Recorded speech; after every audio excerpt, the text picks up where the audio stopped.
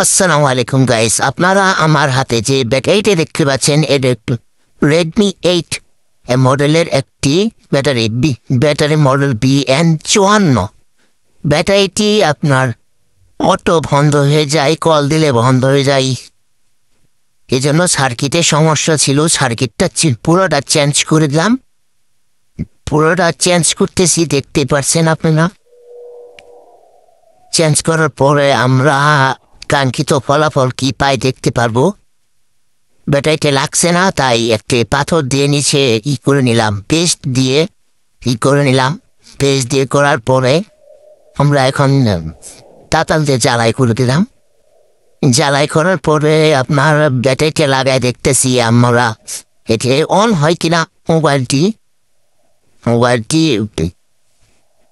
Connector লাগাই, আলহামদুলিল্লাহ mobile ফোনটি অন হয়ে গেছে।